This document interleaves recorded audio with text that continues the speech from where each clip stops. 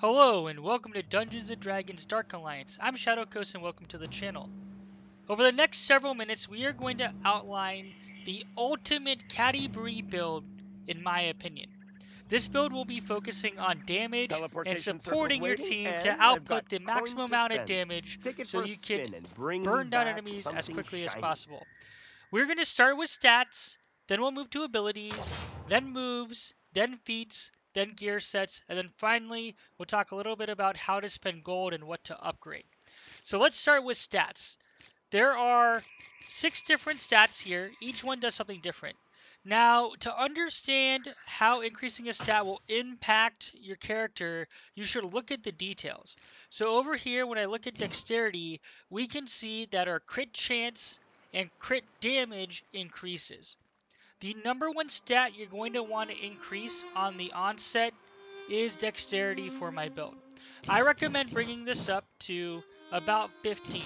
So we're going to do that. And then through other things, you could probably increase this to 50% or higher with gear as you progress. But dexterity should be the number one thing you're increasing, at least on the onset. The second stat that I recommend is charisma. When we increase charisma, we are increasing our ultimate charge rate. So this will effectively help us charge up our ultimate faster, which deals a massive amount of damage. The third stat I recommend increasing is intelligence or intellect. And intellect here you can see increases, and I'm going to make this easier so I won't have multiple things on at once. Intellect increases the condition penetration, but more importantly, cooldown reduction. Now you're going to see here I have 16. I have actually not spent any of my attribute points on this character. I've run about 3 or 4 missions just for fun, and you're going to see why I have such high intellect. So dexterity, charisma, intellect.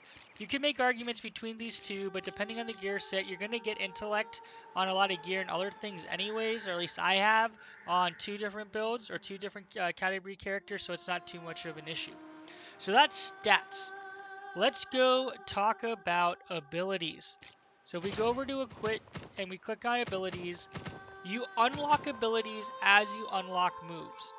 Now, in my opinion, I think the 2 best ones are Healing Spirit and Heartseeker Volley. We're going to see how we unlock Heartseeker Volley here when we cover moves, but effectively these 2 are critical and I have found to be the most useful. There could be other arguments once you get to level 15. I do have another character at that level, but quite frankly, Heartseeker Volley is the way to go. Magical arrows hail from the sky, dealing damage over time to monsters and inflicting slow. Allies standing in the area are granted precision strike and improved critical chance. If you drop this on a boss, effectively the other characters will burn them down with this buff. Now, I personally like Healing Spirit. There's not a lot of healing to be done. So if you're with a group that's just going to prioritize maximizing your loot chance, or excuse me, your loot rarity, right? You're going to want to have some sort of healing so you reduce the number of times you're going to need to use potions and other stuff. Healing Spirit is the way to go in my opinion. So let's move over to moves. So real quick down here, right down here, this is Heartseeker Volley. So you do have to unlock a series of moves, and you can unlock this, I believe, at level 7 or after level 7.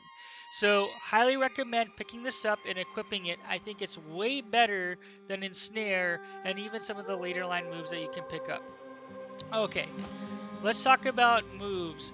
Now, all these I recommend unlocking as you kind of progress, as you make gold and hit the minimum level requirements. There are a few that I particularly want to call out here. Number 1 is Rising Kick. Tap backwards and left mouse button. I'm playing on a computer, mouse and keyboard. But effectively, this is a powerful reverse somersault kick that projects a monster in the air. The reason we like this is twofold. Number 1, it unlocks vertical sting down, but more importantly, it has a 20% chance to reduce active cooldowns by 2%. This is enormous. So if you're using this to actively reduce your cooldowns like Heartseeker Volley, you're going to be maximizing your damage as well as how you can support your team. The other thing I'd like to call out and this is just out of a coolness factor, is Cartwheel Bomber. So while holding forward, click G in our case, and effectively you drop an arrow that explodes and inflicts burning damage. This is particularly useful on adding dots on bosses, or especially if like there's a big clump grouped together, you output a massive amount of damage. There is one caveat. This does destroy your permanent stamina bar, so just be aware of that. There are other ways of counteracting it. Now these moves are all good because it adds versatility to what you can do, but those two I really want to call out. I personally do like Bouncing Arrow. I don't use it that often, but it's something to call out. I also like Rollback Shot, more coolness factor. If you're running in, dropping a bomb arrow, cartwheel bomb, and then you backwards tap out, that's just for fun. So let's move over to Feats. There are multiple ways you can prioritize your build here. For my ultimate build, and again, I have not allocated any points here, but I will be, I would focus on the Archer tree and literally just get all of this. So you can see here, we have cooldown reduction, we have plus 40% critical damage from arrows, which is good. And at the very end, once we get level 10 and put all our feat points into this, we get plus 50% critical chance on arrows. So you're going to notice a trend. I'm maximizing out critical chance and critical damage. So I would put all of my feat points into unlocking Archer first. After that, I would prioritize Cunning, increasing my usable drops just to get extra usable drops. And you'll see why that becomes important. And then I would focus on getting Keen Mind, cooldown reduction. So that is Feats in my opinion. Let's talk about gear sets. There are a bunch of gear sets that each have different bonuses.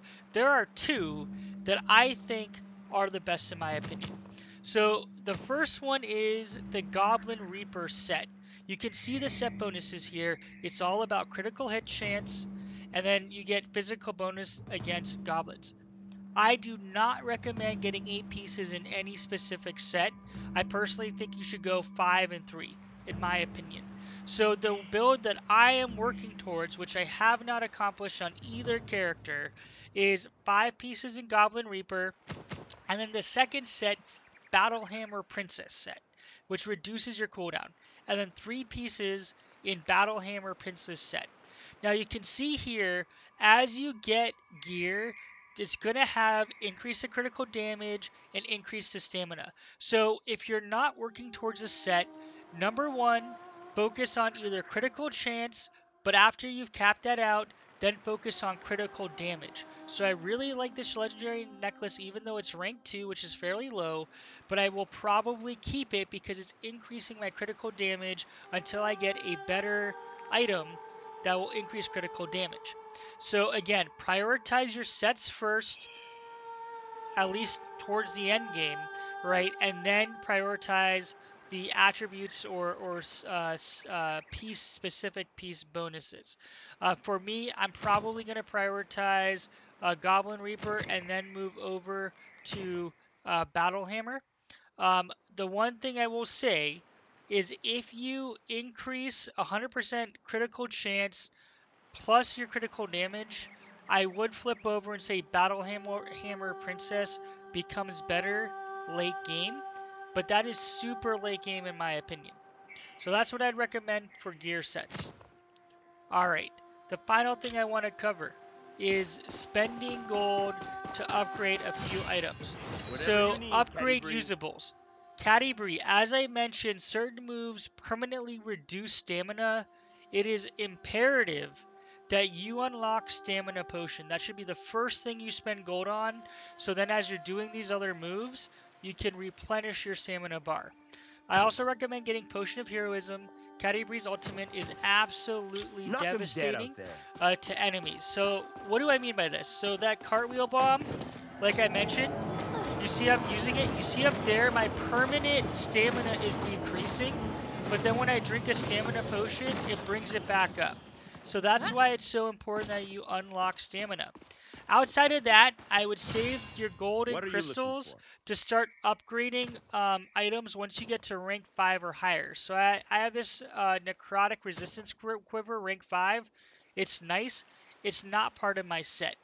The one thing I will say is that specific gear will have bonuses. So when you looked at my character Well, here, hope you you'll got notice what I you have needed. super high intellect. That is because of this specific piece has +8 intelligence.